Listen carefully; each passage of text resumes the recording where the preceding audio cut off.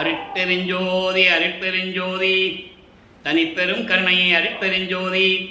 எல்லா உயிர்களும் இன்புற்று வாழ்க, வள்ளல் மலரடி வாழ்க வாழ்க, கொல்லா விரதம் குவளை எல்லாம் ஓங்குக, நல்லோர் நினைத்த நலம் பெறுக, நன்றி நினைத்த எல்லோரும் வாழ்க இசைந்து. உலக மக்களே, அறிவார்ந்த அன்பர்களே, ஆண்மநேய ஒருமைப்பாடுடைய அன்பர்களே, அருட்பெருஞ்சோதி ஆண்டவருடைய திருவிளையாடல்களை பிள்ளை பெருமான் அவர்கள் அருளிய திருவுட்பாவிலிருந்தே பார்த்து கொண்டிருக்கிறோம்.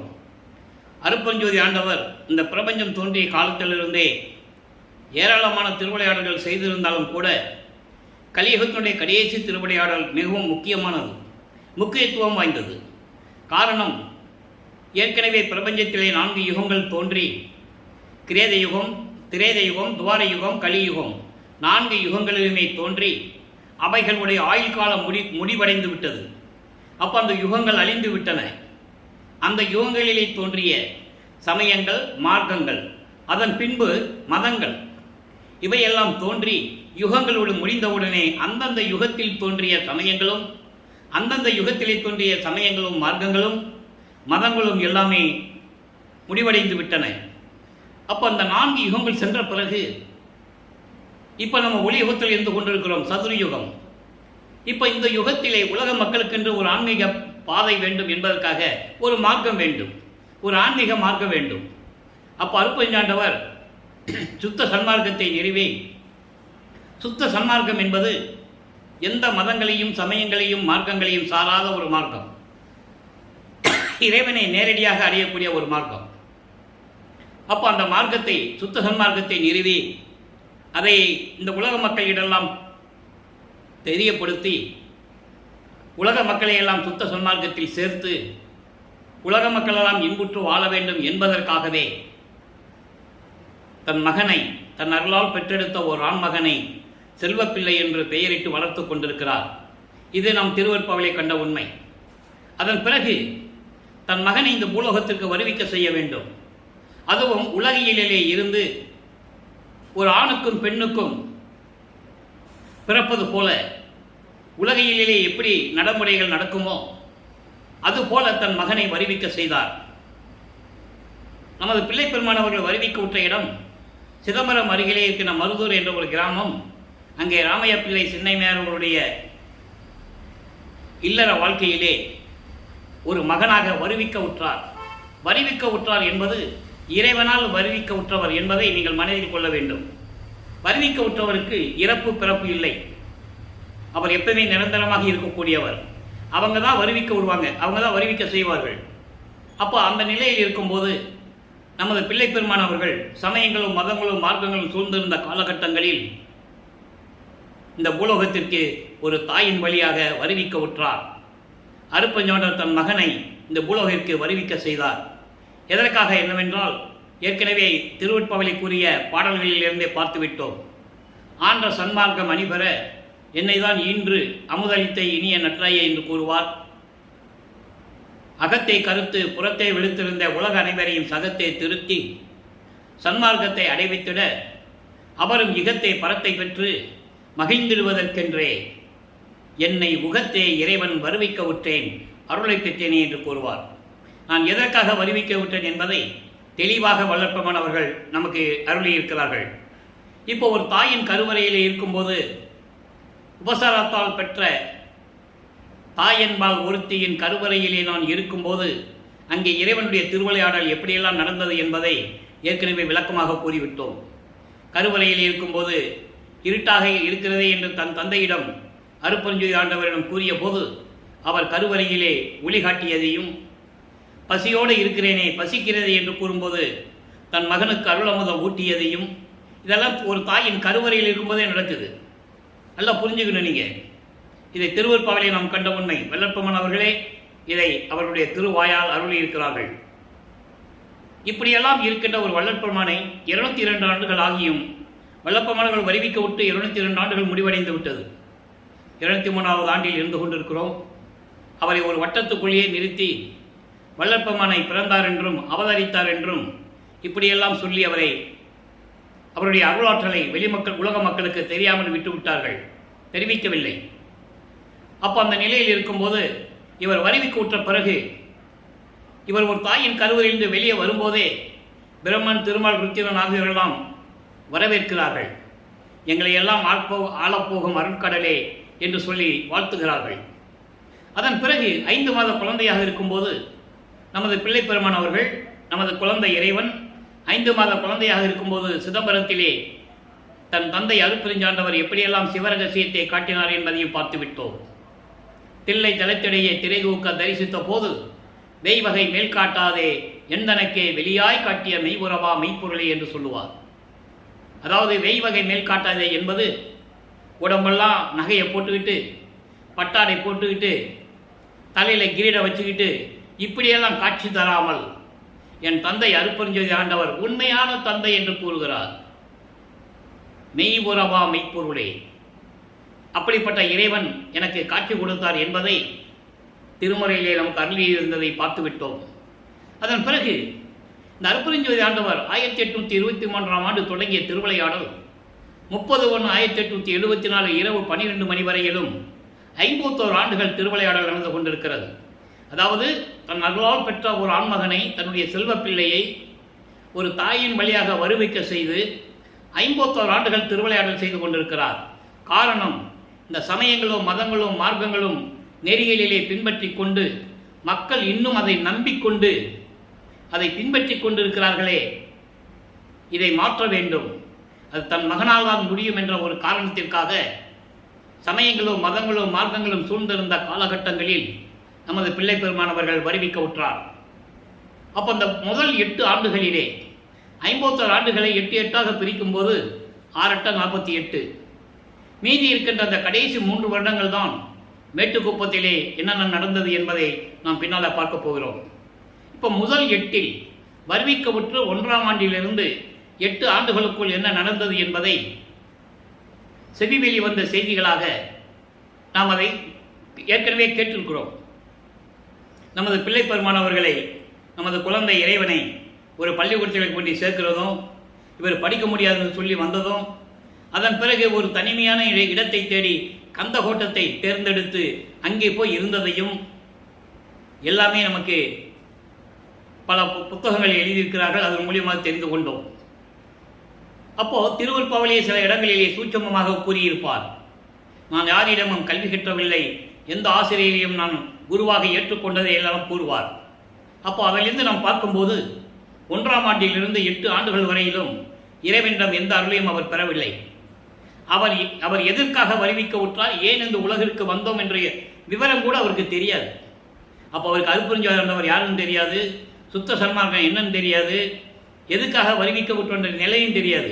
அவரும் உலகியலிலே இருப்பது போல ஒரு குடும்பத்தில் பிறந்தோம்னு நினச்சிட்டு இருக்கிறார். புரியுதா உங்களுக்கு?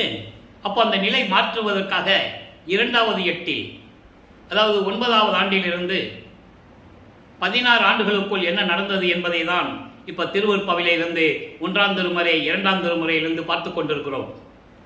அதற்கு முன்னால் 9வது ஆண்டிலே இறைவன் அவர் முன் தோன்றி, நீ என்னால் வருவிக்கூற்ற மகன், உனக்கு ஞானத்தை தருகிறேன், பெற்றுக்கொள், மற்ற காரியங்கள் எல்லாம் முன்பருவம் பின்பருவம் காட்டி உனக்கு அருள் செய்வேன் என்று கூறி மறைந்து விடுகிறார்.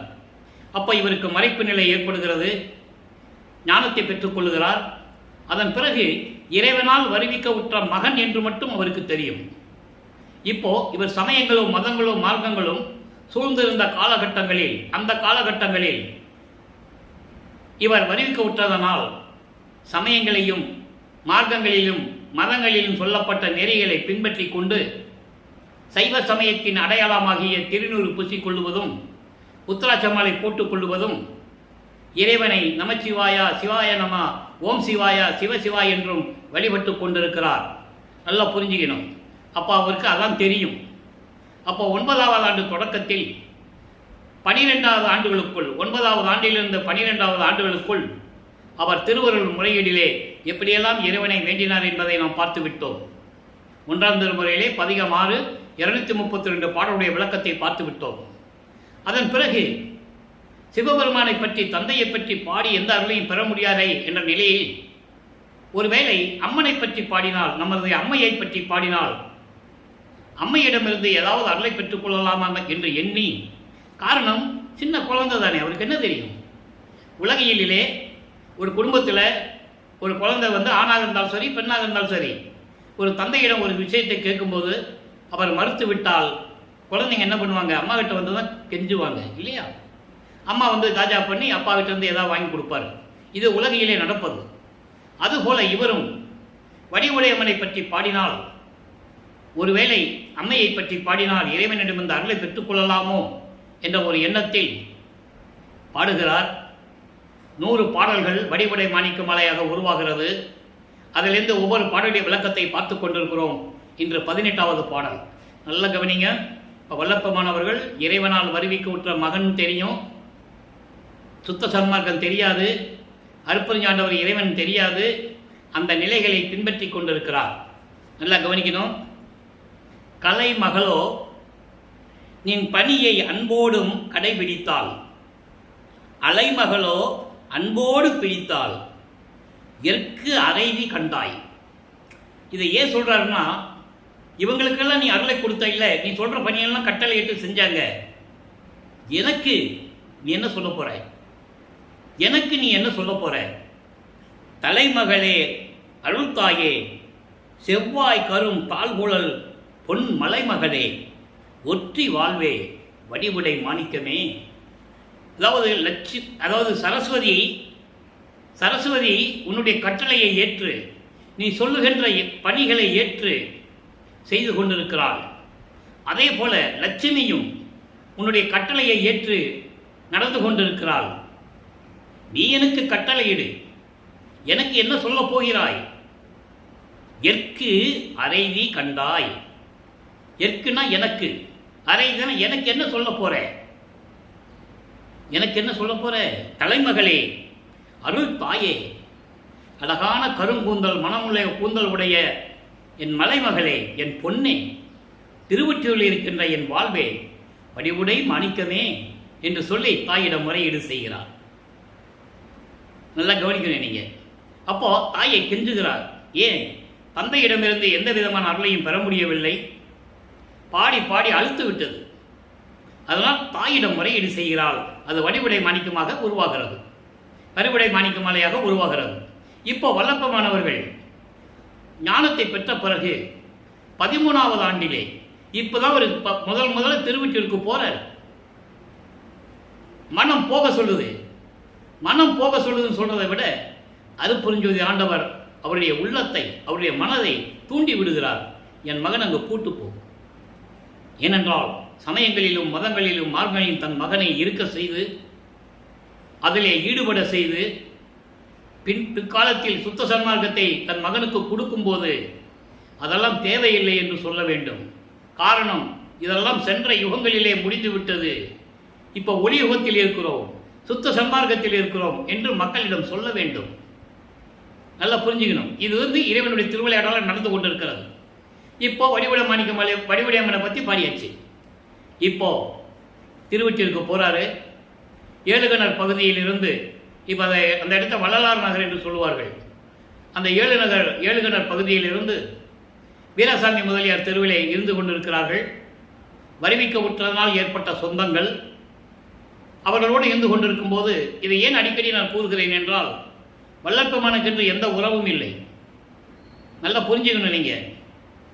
அவருடைய ஒரே உறவு அவருடைய தந்தை, அவருடைய அடுத்த உறவு ஒரே உறவு அவருடைய தாய் சிவகாமி வள்ளியம்மையார். அதை திருவற்பாவிலே நாம் கண்ட உண்மை. சின்னைமையார் அவர்களோ நம்மளுடைய குழந்தை இறைவனை 10 மாதம் வயிற்றிலே சுமந்து நமக்கு பெற்றுக் கொடுத்தார்கள். அதனால் அவர்கள் பாக்கியவதி, புண்ணியவதி, வணங்கக்கூடியவர்கள். இதில் எந்த விதமான மாற்று கருத்தும் இல்லை. ஆனால் இறைவனுடைய தந்தை அருட்பெருஞ்சோதி ஆண்டவர் என்பதை யாராலும் மறுக்க முடியாது. ஏனால் திருவிளையாடலுக்காக உலகியலிலே உண்டு. ராமைய பிள்ளைக்கும் சின்னையம்மையருக்கும் பிறந்தவர்கள் என்பது உலகியலிலே உண்டு. ஆனால் அவருடைய தந்தை அருட்பெருஞ்சோதி ஆண்டவர் என்பதை எப்படி வரிவுக்கு ஊற்றார் என்பதையும் தெளிவாக நமக்கு அருளியிருக்கிறார்கள். அப்போ இந்த காலகட்டங்களில் அவர் திருவொற்றியூர் செல்லுகிறார். அங்கே இருக்கின்ற தியாகராஜ பெருமானை பற்றி பாடுகிறார். மொத்தம் 2ஆம் திருமறை 113 பதியங்கள், 1207 பாடல்கள். இதுவரை 26 பதியங்களுடைய விளக்கங்களை பார்த்துவிட்டோம். அதனுடைய ஒரு சுருக்கம். ஒவ்வொரு நாளும் காலையில் எந்திரிச்ச உடனே இங்கேருந்து திருவொற்றியூருக்கு நடந்து போயிட வேண்டியது. அங்கே தெருவில் நின்றுக்கிட்டு சிவபெருமானம் பற்றி, அதாவது தியாகராஜ பெருமானை, திருவொற்றியூரில் இருக்கின்ற சிவபெருமானுடைய பெயர் தியாகராஜ பெருமான், அப்படி பாட வேண்டியது. எந்த விதமான பதிலும் இல்லை. அதன் பிறகு ஒருவேளை திருமுல்ல வாயிலுக்கு சென்றால் அங்கு அருளை வாங்கிக் கொள்ளலாமோ என்ற ஒரு எண்ணத்தில் திருமுல்ல வாயிலுக்கு செல்லுகிறார். அங்கே இருக்கின்ற சிவபெருமானுடைய பெயர் மாசிலாமணி. மாசிலாமணி மாசிலாமணி என்று உருகுவார். எந்த விதமான பதிலும் இல்லை. அங்கே கூறுவார், இறைவனை பார்த்து கூறுவார், என்னை வருவிக்க செய்துவிட்டு உனது மகன் என்று கூறிவிட்டு நீ மறைந்து விட்டாய். இதுநாள் வரையிலும் மகன் எப்படி இருக்கிறான், என்ன செய்கிறான் என்பதை நீ தெரிந்திருந்தாலும் கூட எனக்கு அருளை கொடுக்கவில்லை. உன்னை தேடி வந்தால் ஊமை மாறி நின்று கொண்டிருக்கிறாய். ஏன் வந்தாய், எதற்கு வந்தாய் என்று ஒரு வார்த்தை கூட கேட்பதில்லை. இது நியாயமா, தந்தைக்கு அழகா, இது நீதியா, தர்மமா என்றெல்லாம் பாடுவார். அந்த பாடலுடைய விளக்கங்களையெல்லாம் நாம் பார்த்து விட்டோம். அதன் பிறகு மனம் ஒரு நிலையில் இல்லாமல் ஒருவேளை திருவெளித்தயம் என்ற ஒரு இடம் இருக்கிறதே, அங்கு சென்றால் ஒருவேளை அங்கு அருளை பெற்றுக்கொள்ளலாமோ என்று அங்கே சொல்லுகிறார்.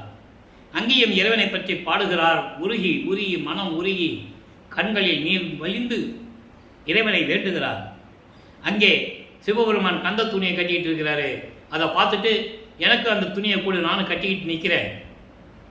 அப்பனும் பிள்ளையும் கந்த துணியை கட்டிக்கிட்டு நிற்கிறாங்கன்னு வாழ்றவங்க போகிறவங்கள பார்க்கட்டும். உன்னை பழிப்பார்கள், இழிவாக பேசுவார்கள். பெற்ற பிள்ளையை தெருவில் விட்டு விட்டான் என்று சொல்லி உன்னை இழிவாக பேசுவார்கள், பழி சுமத்துவார்கள். அந்த இழிச்சொல்லுக்கும் பழி சொல்லுக்கும் ஆளாகாதே, விரைவில் வந்து எனக்கு அருள் தருவாய்கள் என்றெல்லாம் பாடுவார். அந்த விளக்கங்களை எல்லாம் பார்த்து விட்டோம். இப்போ எழுத்தறியும் பெருமான் மாலை அதிலிருந்து பார்த்து கொண்டிருக்கிறோம். 18வது பாடல் அம்மனை பற்றி பாடியது 18வது பாடல். இங்கே எழுத்தறியும் பெருமானை பற்றி பாடுவது. எழுத்தறியும் பெருமான் என்பது தியாகராஜன் தான். உலகில் சொல்லுவாங்கள்ல, உன் தலையெழுத்தை யாரை மாற்ற முடியும்னு சொல்லுவாங்கல்ல, உனக்கு என்ன தலையில் எழுதியிருக்கானோ அது புரிய தான் நடக்கும்னு சொல்லுவாங்கல்ல, அது இறைவனுடைய பெயர். அதனால் எழுத்தறியும் பெருமான் என்று சொல்லுகிறார். எல்லாருடைய தலையெழுத்தை அறிந்து கொண்டிருக்கின்ற இறைவன். இப்போ அவர் சொல்றார் பாருங்க, கல்லை நிகராம் கடை மனம் போல், கல்லை நிகராம் கடை மனம் போல் கான் நெறியிலே புல்லை மதித்து ஐயோ பைம்பூ இழந்த பொய்யடியே உடலைப்படுகின்ற ஒரு வேதனை, ஒரு வேதனை தனக்கு ஒரு எல்லை அறியேன் எழுத்தறியும் பெருமானே. அதாவது கல் போன்ற மனசு, அந்த மனதை ஒத்துக்கொண்டிருக்கின்ற நான் கல்லுக்கு நிகரான, அதாவது இரக்கமில்லாத மனம் கொண்டவன் நான். என்னை வருவிக்க செய்து விட்டாய், எனக்கு என்ன தெரியும். கல்லுக்கு நிகரான இரக்கமில்லாத மனம் கொண்ட நான் கான் நெறியில், கான் நெறியின் என அறியாமையில், கான்னா பொதுவாகவே காடு என்று சொல்வார்கள், அடர்ந்த காடு. அப்போ கான் நெறி என்பது ஒரு அறியாமையில் இருந்து கொண்டிருக்கிறேன். புல்லை மதித்து ஒரு துரும்பை மதிக்கின்றவன் நான் உன்னுடைய அழகான அருளை இழந்து விட்டேனே. பூ என்று சொல்லுகிறார், அருளை பூ என்று சொல்லுகிறார். புல்லை மதிக்கின்ற நான் உன்னுடைய அழகான அருள் பூவை இழந்து விட்டேனே. அதுக்கு சொல்றார் பாருங்க. அதுக்கு அடுத்து ஒல்லைப்படுகின்ற ஒரு வேதனை தனக்கு உனது திருவடியை பிடித்து கொள்ளாது, உனது திருவடியை பிடித்து கொள்ளாது துன்பங்களை பெற்று வேதனையை அனுபவிக்கும் எனக்கு எப்படி கடக்க வேண்டும் எல்லை அறியேன் என்று சொல்லுகிறார். அந்த துன்பங்களை எப்படி கடக்க வேண்டும் என்று எனக்கு தெரியவில்லையே, எழுத்தறியும் பெருமானே விரைவில் வந்து எனக்கு அருள்வாயாக என்று கூறுகிறார். அவர் மனம் எப்படி இருந்திருக்கும் கொஞ்சம் நினைச்சு பாருங்க. இறைவனால் வருவிக்கப்பட்ட மகன் என்று தெரிந்துவிட்டது, இதுவரையிலும் எந்த விதமான அருளையும் கொடுக்கவில்லை. அப்போ அவருடைய மனம் எப்படி இருக்கும்? அதான் சொல்றாரு, ஒரு புல்ல கூட திரும்ப மதிக்கின்றவனா உன்னுடைய அருள் மனமான உன்னுடைய திருவடியினுடைய அருளை நான் நினைத்து கூட பார்க்கவில்லையே, இப்படியெல்லாம் துன்பப்பட்டு கொண்டிருக்கிறேன், இதை நீக்குவதற்காக நீ வரமாட்டாயா? எல்லையெல்லா துன்பத்தை அனுபவித்துக் கொண்டிருக்கிறேன் எழுத்தறியும் பெருமானே என்று கூறுகிறார். இதை ஒரு பாடலிலே கூறுவார்.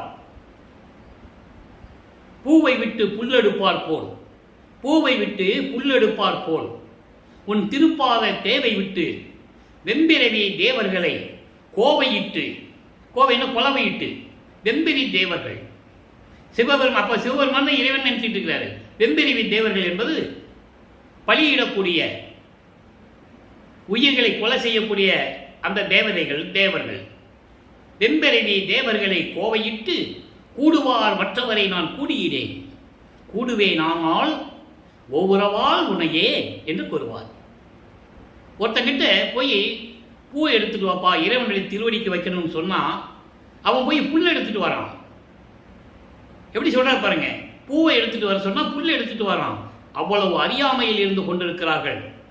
அப்படிப்பட்டவர்கள் வெம்பிரவி தேவர்களை, கொடிய சிறு தெய்வங்களை கோவையிட்டு குலவையிட்டு வணங்கிக் கொண்டிருக்கிறார்கள்.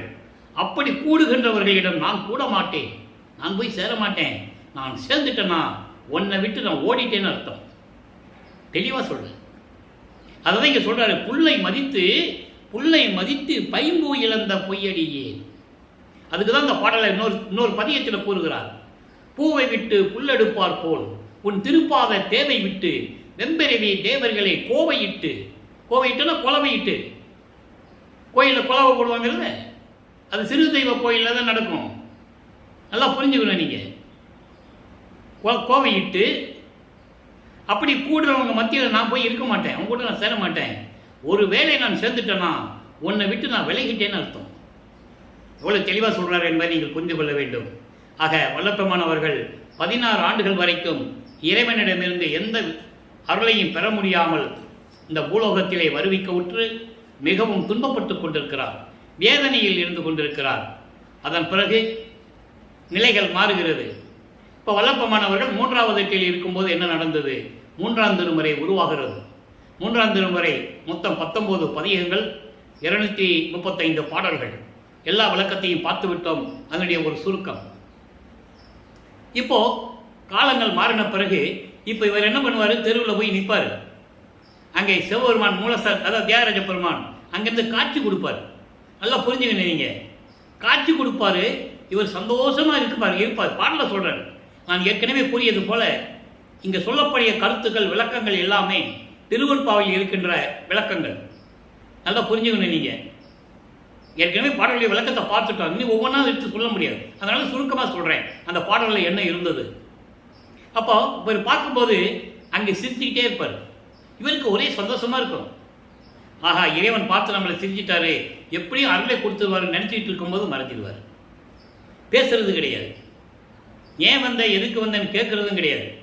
இப்படி நிலைகள் தொடர்ந்து கொண்டிருக்கும் போது தனது மனதில் இருக்கிற ஏக்கத்தை, அந்த தவிப்பை,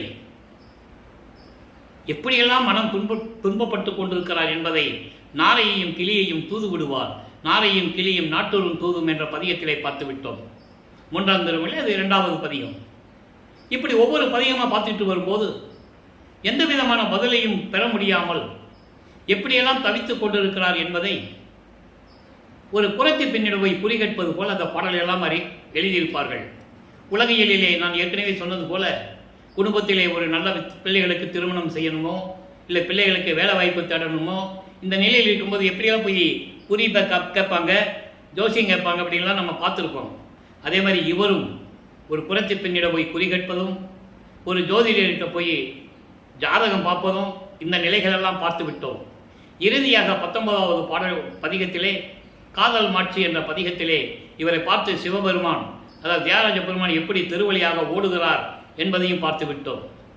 அப்போ கடைசியில் அந்த பதிகத்தில் சொல்வார், 10 பாடல்கள், ஒவ்வொரு பாடலும் உடம்பு அப்படியே சிலுக்கும். இவரை பார்த்து சிவபெருமான் எப்படி ஓடினார் என்றதெல்லாம் சொல்லுவார். தன்னை தலைவியாகவும் இறைவனை தலைவனாகவும் உருவகம் செய்து, ஏன்னா இவரை ஒரு பெண்ணாக உருவகம் படுத்தினால்தான் அந்த காதலை சொல்ல முடியும். காதலனை பற்றி சொல்லும்போது காதலனிடமிருந்து காதலனுடைய இன்பத்தை பெற வேண்டும் என்பதற்காக ஒரு காதலி எப்படி இயங்குவாள், அதற்காகவே அதை வர்ணனை செய்து கூறியிருப்பார். அப்போ இவர் இப்போ அந்த தெருவில் நிற்கிறாரு, மூலசனத்தை பார்க்குறாரு, அவர் அப்படியே இறங்கி வர்றாரு. இது வரைக்கும் அது இல்லை, அப்படியே நடந்து வர்றாரு, சிரிச்சுக்கிட்டே வர்றாரு. இவருக்கு ரொம்ப சந்தோஷம், எப்படி இறைவன் அருளை கொடுத்துருவாருன்றதுல ரொம்ப சந்தோஷமா இருக்கிறாரு. பக்கத்தில் வந்த உடனே கன்னத்தை கிள்ளி கொஞ்சி திரும்பி பார்க்காம ஓடி போயிடுறாரு, பேசுறது இல்லை. நல்லா புரிஞ்சுக்கணும். நீங்கள் வர்றாரு, சிரிச்சிட்டு கன்னத்தை கிள்ளி ரொம்ப சிரிச்சிட்டு அப்படியே திரும்பி யூட்டன் எடுத்துட்டு தெருவழியாக ஓடுறாரு. யார்? தியாகராஜ பெருமான், சிவபெருமான். அவர் ஓடினவுடனே இவர் பின்னாலே ஓடுறாரு. ஓட்டத்தை பிடிக்க முடியுமா? இறைவனுடைய ஓட்டத்தை பிடிக்க முடியுமா? ஏன் அப்படி செஞ்சாரு இறைவன்? அதுக்கு விளக்கம் சொல்லுகிறார் இன்னொரு பாடலிலே. எனக்கு பக்குவம் வர வேண்டும் என்பதற்காக எப்படியெல்லாம் நீ திருவிளையாடல் செய்தாய், என்னை திருவிளையாக ஓட விட்டாயே என்றெல்லாம் கூறுவார். அப்போ இறைவன் ஓடும்போது இவர் பின்னாலே ஓடுறாரு இல்லையா? அப்போ அங்கே இருக்கிறவங்க பார்ப்பாங்கல்ல, சிவபெருமான் ஓடுறது மக்கள் கண்ணுக்கு தெரியாது இல்லையா? இவர் ஓடுறது தெரியும். இப்போ ஏன் ராமலிங்கம் டெய்லி வந்து தினமும் வந்து இங்கே வந்து திருவழியாக ஓடிக்கிட்டு இருக்காருன்னு கேட்பாங்கல்ல, யாராவது ஒரு ஆள் கேட்பாங்கல்ல, அப்படி கேட்குறாங்க. இது பாடலில் விளக்கமாக இருக்குது, அதை சொல்கிறேன். ஏன்பா ராமலிங்கம், தினமும் நாங்களும் பார்த்துக்கிட்டு இருக்கோம், ஒரு நாள் கூட இடைவிடாமல் நீங்கள் வந்து தெருவழியாக ஓடிக்கிட்டு இருக்கியே, எதுக்காக ஓடுற அப்படின்னு சொல்கிறாங்க. அப்போ இவர் இறைவனுடைய மகன் சொல்ல முடியாது. நான் இறைவன் ஓடுறாரு, நான் அதை பிடிக்கிறதுக்காக ஓடிக்கிட்டு இருக்கேன், அவர் ஓட்டத்தை பிடிக்க முடியல அப்படின்னு சொல்கிறார். ஒக்க ஓடினாலும் அவர் ஓட்டத்தை பிடிக்க முன்னாதே சொல்லுவார். அப்போ அவங்க சிரிக்கிறாங்க, ஏளனமாக பார்க்குறாங்க. பாடலில் சொல்கிறார், ஏளனமாக பார்க்குறாங்க. என்ன பைத்தியக்கார மாதிரி பேசிகிட்டு இருக்க ராமலிங்கம். ராமையா பிள்ளையும் சின்னையா மேலே அவருக்கு வச்ச பேர் ராமலிங்கம். திரு அருட்பிரகாச வள்ளலார் என்பது மக்களால் அழைக்கப்பட்டவர். ஆனால் அருட்பஞ்சாடர் தன் மகனுக்கு வைத்த பெயர் செல்வப்பிள்ளை. அதனால தான் நான் பிள்ளை பெருமான் என்று கூறுவது உண்டு. அப்போது அந்த நிலையில் இருக்கும்போது கேட்குறாங்க, ஏன் பார்த்த தினமும் ரோட்டில் ஓடுறையே, என்ன விஷயம் கேட்கும்போது சொல்கிறாரு, சிவபெருமான் ஓடுறாரு, நானும் பின்னால் ஓடின ஓட்டத்தை பிடிக்க முடியும் சொல்லும்போது சிரிக்கிறாங்க ஏளனமாக. ஏன்பா சிவபெருமானை நீ பிடிச்சிடுவ, என்ன பைத்தியக்கார மாதிரி பேசிகிட்டு இருக்கிற, சரி அது மாரி நான் அவனை பிடிச்சிட்டா கூட எப்படி அவனை நீ கட்டி தழுவுவ, எப்படி கட்டி அணைச்சிக்குவ? இவர் சொல்லுவார், நான் ஒரு நாளாவது நான் அவனை கட்டி அணைச்சிடுவேன்னு சொல்லுவார். எப்படி? கழுத்தில் பாம்பு இருக்குது, பாம்பு கொத்தாது. மண்டை ஓடு இருக்கு, கழுத்தெல்லாம் மண்டை ஓடு போட்டிருக்கானே, உன் மார்புகளை இடிக்காது. இவர் தன்னை பெண்ணாக உருவப்படுத்தி சொன்னதுனால இந்த பாடலில் ரொம்ப இனிமையாக இருக்கும், அற்புதமாக இருக்கும். உன் மார்பகத்தில் இடிக்காது. கங்கையில் ஒருத்தன் தலையில் கங்கையை வச்சிருக்கிறான், ஒரு பக்கத்தில் ஒரு பெண்ணை வச்சிருக்கிறான், காலை வாகனம் மேலே போகிறாப்புல, என்ன நீ பைத்தியம் மாதிரி பேசிகிட்டு இருக்கேன்னு சொல்லும்போது அவர் சொல்லுவார், அவன் இன்னொன்று சொல்லுவாங்க, அவனுக்கே சோறு இல்லாமல் பிச்சை எடுத்துகிட்டு இருந்திருக்கான். புராணங்கள் சொல்லுது, சரித்திரங்கள் சொல்லுது. இருக்க இடம் இல்லாமல் சுடுகாட்டில் போய் படுத்துருக்கிறான், அங்கே இருக்கிற சாம்பலத்துக்கு உடம்பெல்லாம் பூசிக்கிட்டு இருக்கிறான். அவனை போய் நீ இப்படி காதை வைக்கிறேன் பிடிக்க போகிறேன்னு சொல்கிறியே, இதெல்லாம் எப்படிப்பா, போய் வேலையை பாருன்னு சொல்லி ஏளனமாக பேசுகிறாங்க. அப்போ இவர் சொல்கிறாரு, பாடலில் பதில் சொல்கிறார், அவன் பிச்சை எடுத்தாலும் சரி, தெரு தெருவாக சென்று பிச்சை எடுத்தாலும் சரி, உடுக்க உடை இல்லாமல் கந்த துணியை கட்டிக்கிட்டு இருந்தாலும் சரி, அவன் கழுத்தில் பாம்பு போட்டுக்கிட்டு இருந்தாலும் சரி, மண்டை போடு போட்டுக்கிட்டு இருந்தாலும் சரி, நான் அவனை கட்டி தழுகாமல் அவனுடைய அருளை பெறாமல் நான் விடவே மாட்டேன் என்று கூறுவார். இந்த நிலைகளெல்லாம் நாம் பார்த்து விட்டோம். இப்போ 24 ஆண்டுகள் வரைக்கும் இந்த நிலை தொடர்ந்தது அவர்கள். அதன் பிறகு 4வது எட்டில் அடியெடுத்து வைக்கிறார். 4×32 25வது ஆண்டிலிருந்து 32 ஆண்டுகளுக்குள் நடந்ததுதான் அந்த திருவிளையாடல்களை நமக்கு 4ஆம் திருமுறையில் அருளியிருந்தார்கள். 8 பதிகங்கள், 197 பாடல்கள், எல்லா பதிகங்களுடைய விளக்கங்களையும் பார்த்து விட்டோம். 2 பதிகங்கள் மட்டும் நிலுவையில் இருக்கிறது. பிரசாத மாலை அண்ட் பத்தி மாலை 2 மாலைகள் இருக்கிறது, அது பின்னால் வரும். ஏன்னா அந்த நேரத்தில் அது சொல்லணுங்கிறதுக்காகத்தான் அது நிலுவையில் இருக்கிறது. ஏனென்றால் இதுவரைக்கும் வள்ளற்பவனை பற்றி பேசுகின்றவர்கள், அவருக்கு உறவுகள் இருக்குது என்று சொல்லிக் கொண்டிருக்கின்றவர்கள், அதற்கான பதில் எல்லாம் அங்கேதான் இருக்கிறது. அவர் திருநூறு பூசிட்டு தான் இப்போ இருந்தார், அதெல்லாம் நீங்கள் எல்லாம் பூசிக்கலாம், அதெல்லாம் நீங்கள் என்ன வேணால் பண்ணிக்கலாம் அப்படின்னு சொல்லுவாங்க. அது சமயங்களிலும் மதங்களிலும் மார்க்கங்களிலும் இருந்தால் அது செஞ்சுக்கலாம். சுத்த சன்மார்க்கம் என்பது வேறு என்பதை தெளிவாக நாம் கூற வேண்டிய காலகட்டத்தில் இருக்கிறோம். ஏற்கனவே நான் விளக்கங்கள் கொடுத்திருக்கிறேன், இன்னமும் அந்த பாடல்களில் இந்த விளக்கங்கள் வரும் உங்களுக்கு. அப்போ இந்த நிலையில் இருக்கும்போது 27வது ஆண்டில் அவருக்கு திருமண ஏற்பாடுகள் நடந்து கொண்டிருக்கிறது. இவர் வேண்டான்னு சொல்கிறாரு, ஆனால் உலகியலிலே கண்டிப்பாக செஞ்சுதான் ஆகணும். இவர் வேண்டான்னு சொன்னால் கூட அங்கே அருட்பஞ்சாண்டவர் தன் மகனுக்கு கட்டளை இடுகிறார். ஒரு சாமியாரை வந்து சொல்கிறார், இவங்கெல்லாம் அவர் ஒரு சாமியார்கிட்ட கூட்டு போகிறாங்க. அவர் சொன்னதை இவர் கேட்பார், அந்த சாமியார் சொன்னதை இந்த ராமலிங்கம் கேட்பான். அந்த ராமலிங்கம் சொல்லணும். அவர் பேர் ராமலிங்கம் பேர் வச்சுட்டு அங்கே ஒரு இடத்துல இருக்கிறார். யார்? அருப்பஞ்சாண்டவர் மகனை கண்காணிச்சுக்கிட்டே இருக்கிறார். நல்லா புரிஞ்சுக்கணும். நீங்கள் அவர் மகனை விட்டுட்டு எங்கேயும் போயிடல, ஏதாவது ஒரு ரூபத்தில் கண்காணிச்சுக்கிட்டே இருக்கிறார். அப்போ அங்கே போன உடனே இப்போ நல்லா கேட்டுக்கங்க, வல்லப்பெருமானவர்களுக்கு சுத்த சன்மார்க்கம் இருக்கிறது தெரியும், அருப்பஞ்சாண்டவர் தான் இறைவனும் தெரியும். அதுக்கப்புறம் நிலைகள் மாறும். அதுக்கப்புறம் இந்த உருவகப்படுத்துறது நமச்சிவாயா சிவாய நம்ம சொல்கிறதெல்லாம் மாறிடும். அந்த விளக்கத்தை இன்றைக்கி நம்ம பார்க்க போகிறோம். அப்போ இந்த நிலைகள் இருக்கும்போது அவர் மகனே தாலி கட்டிக்கோ அப்படின்னு சொல்லிட்டார், திருமணம் பண்ணிக்கோன்னு சொல்லிட்டார். தந்தையே சொல்லியாச்சு அப்படின்ற பூரிப்பில் இவர் சரின்னு சொல்ல திருமண ஏற்பாடுகள் நடந்து கொண்டிருக்கிறது. அங்கே பிரம்மன், திருமால், ருத்திரன் போன்ற பத தலைவர்களும் தேவர்களும் ரிஷிகளும் முனிவர்களும் சத்தர்களும் சக்திகளும் தேவர் கூட்டத்தை சேர்ந்த அத்தனை 18 கூட்டத்தை தலைவர்களும் அங்கே வந்து வாழ்த்துவதற்காக அமர்ந்திருக்கிறார்கள். மனுஷன் கண்களுக்கு தெரியாது. நீங்கள் எத்தனையோ சினிமா பார்த்துருப்பீங்கல்ல, வானத்திலிருந்து மலர் தூக்குறது பறந்து போகிறதெல்லாம் நீங்கள் பார்த்துருப்பீங்க. அதே போல அவர்கள் அங்கே அமர்ந்திருக்கிறார்கள் என்பதை இது கற்பனை அல்ல, கதை அல்ல, பாடலிலே உண்டு. அது விளக்கத்தை நான் ஏற்கனவே கொடுத்துருக்கேன். அருட்பிரகாச மாலை விளக்கம் சொல்லும்போது அங்கே வந்திருக்கிறது. இப்போ நான் அதனுடைய சுருக்கத்தை சொல்லிட்டு இருக்கோம். 32 ஆண்டுகளுக்குள் என்ன இருந்தது என்பதை மக்களுக்கு இன்னைக்கு பார்க்குறவங்களுக்கு அது தெரியணும் இல்லை, அதனால சொல்கிறேன். அப்போது அவங்க வரவில்லை, அவங்க அருப்பஞ்சாண்டவரும் சிவகாமி வள்ளியும் தன்னுடைய தாயும் தந்தையும் வரவில்லை என்று அவர் மனம் எப்படி துன்பப்பட்டது என்பதை அந்த பாடலிலே கூறியிருப்பார். அதையெல்லாம் பார்த்து விட்டோம். அதன் பிறகு மணமக்களை எப்படி வாழ்த்த வருகிறார்கள் அருப்பஞ்சோதி ஆண்டவரும் சிவகாமி வள்ளியும் என்பதையும் பாடலிலே கூறியிருக்கிறார். 2 குதிரை மாட்டின தேரில் வந்து மணமக்களை வாழ்த்தியதையெல்லாம் நமக்கு பாடலிலே விளக்கங்களை பார்த்து விட்டோம். இப்போ அந்த அம்மாவுக்கு தாலி கட்டி தனமால், அதாவது தனக்கூடிய மல்தனமால் எப்படி வேணால் சொல்லலாம், அவங்க அந்த அம்மாவுக்கு தாலி கட்டி மோட்ச வீட்டை காட்டி அந்த அம்மாவுக்கு விமோசனத்தை கொடுத்த பிறகு இந்த உலகியலை துறக்க வேண்டும். அதான் கடைசி திருவிளையாடல் அங்கே. அப்போ அதெல்லாம் முடித்த பிறகு வெள்ளாடை அணிந்து முக்காடு போட்டுறாரு. போட்ட பிறகு சன்மார்க்கத்தை வாங்க போகணும். இப்போ 4வது எட்டில் முடிக்க போறாரு. 32 ஆண்டுகளுக்குள்ள இது நடக்கணும். 32வது ஆண்டில் வருவிக்க விட்டு 32வது ஆண்டில் கடைசி கட்டம் இது நடக்குது. இனிமே எங்கேயும் போகக்கூடாது, எங்க திருவொற்றியூர் போகக்கூடாது, திருமலை வயலுக்கு எங்கேயுமே போகக்கூடாது அப்படின்னு சொல்லி இருந்த இடத்துலையே கதவை பூட்டி சாப்பா போட்டுறாரு, கதவை பூட்டி தாப்பா போட்டுறாரு. வந்த இறைவன் வரட்டும்னு சொல்லி இறைவன் பார்க்கிறார். அருட்பெருஞ்சோதி ஆண்டவர் தன் மகனுடைய கோபத்தை பார்த்து இந்த கோபம் நியாயமானது தர்மமானது என்று நினைத்து விண்ணுலகத்திலிருந்து பூலோகத்திற்கு அந்த திருவழியாக கால் வலிக்க எப்படியெல்லாம் நடந்து வந்தார் என்பதை ஒவ்வொரு பாடலிலும் கூறியதை பார்த்து விட்டோம். கதவை திறந்து ஒரு காலை உள்ள வச்சு ஒரு காலை வெளியே வச்சு மகனை கூப்பிட்டு கட்டி அணைத்து கொஞ்சி குழாவி எப்படியெல்லாம் அருளை கொடுத்தார் என்பதை 100 பாடல்களிலே பார்த்து விட்டோம். இப்போ ஏம சித்தியை வாங்கிட்டாரு, தத்துவ சித்திகளெல்லாம் வாங்கிட்டாரு, எப்படி அந்தங்களுக்கு பறந்து சொல்லணும் சக்தியை வாங்கிட்டாரு, எல்லார்களையும் பெற்று விட்டார். இனி பாக்கி சாகா கல்வியும் சுத்த சன்மார்க்கத்தையும் பெறணும்.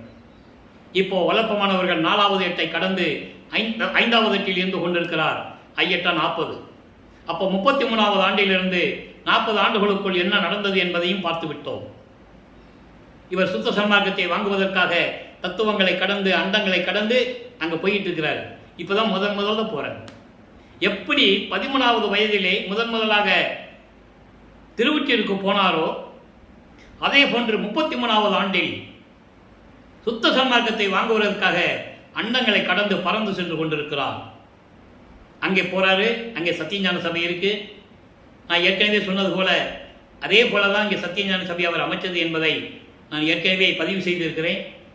அங்கே உள்ள போறதுக்கு முன்னால அங்கே ஒரே கூட்டமாக இருக்குது. தெரு படிவாசலில் தேவர்கள், பிரம்மன், ருத்திரன், தேவர்கள், ரிஷிகள் எல்லாம் அங்கே நின்றுட்டு இருக்காங்க. அவங்க உள்ள போக முடியாது. சத்தியஞான சபையினுடைய முதல் படியிலே அவங்க கால் வைக்க முடியாது. தெளிவாக இருக்க பாடல்ல. இவர் போகும்போது என்ன இவ்வளோ கூட்டம் வெளியே நிற்குதுன்னு பார்க்குறாரு. முதல்ல தேவர்கள் தானே நிற்கிறாங்க. அவங்க சொல்கிறாங்க, சாமி நீங்கள் போங்க அப்படின்னு கை காட்டுறாங்க. தந்தை மகனை வரவேற்பதற்காக தயார் நிலையில் இருந்து கொண்டிருக்கிறார். மகன் சென்றவுடனே கட்டி அணைத்து கொஞ்சி குழாவி மகனை இந்த ஆடைகளை எல்லாம் கலந்து விட்டு முக்கோடோட தானே போகிறாரு.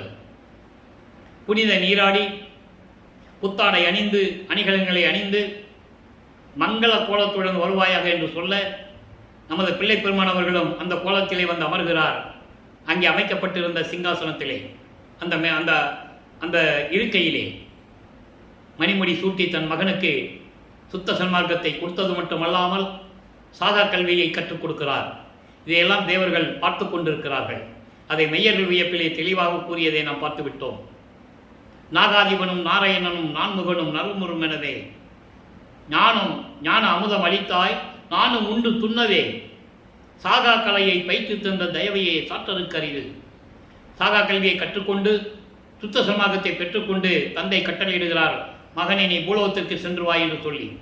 அவர் நேரடியாக கருங்குழியிலே உறைவிடமாக இருக்கிறார். இதற்கு இடையிலே செவி வெளிவந்த செய்திகள் எல்லாம் உண்டு. இதெல்லாம் பாடலில் வராது. ஒருவர் பார்த்து ஒருத்தர் சொன்னது, ஒருத்தர் கேட்டது, இப்படியாக புத்தகங்கள் எழுதியிருக்கிறார்கள் சிதம்பரத்திலே. ஏன்னா அங்கே சிதம்பரத்திலே பரசுராமனும் வெங்கட ரெட்டியார் அந்த வீட்டுக்காரர் உரிமையாளரும் அங்கே இருக்கிற நேரத்தில் நேராக அங்கே போய் இருக்கிறார். நல்லா புரிஞ்சுக்கணும், நேராக அங்கேருந்து தான் வராரு, அங்கே இருக்கிறார்.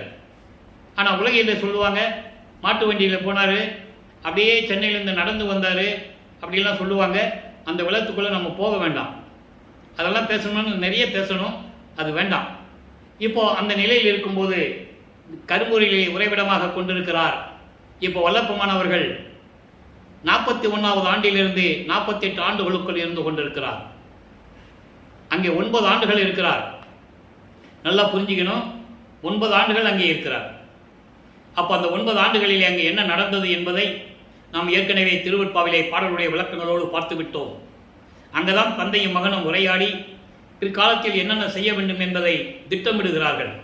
அந்த திட்டத்தின் அடிப்படையிலே என்னன்னா ஜீவகாருண்ய ஒழுக்கம் உருவாகணும். பிரபஞ்சத்தில் யாருமே ஜீவகாருண்ய ஒழுக்கத்தை உருவாக்கியதில்லை. நல்லா புரிஞ்சுக்கணும், ஜீவகாருண்ய ஒழுக்கம் சுத்த சன்மார்க்கத்தின் உயிர் நாடி. அப்போ இந்த ஜீவகாருண்ய ஒழுக்கம் உருவாகணும். அப்போ தர்மசாலையை அமைக்கணும். தர்மசாலை அமைக்கணும்னு அதுக்கு இடம் வேணும் இல்லையா?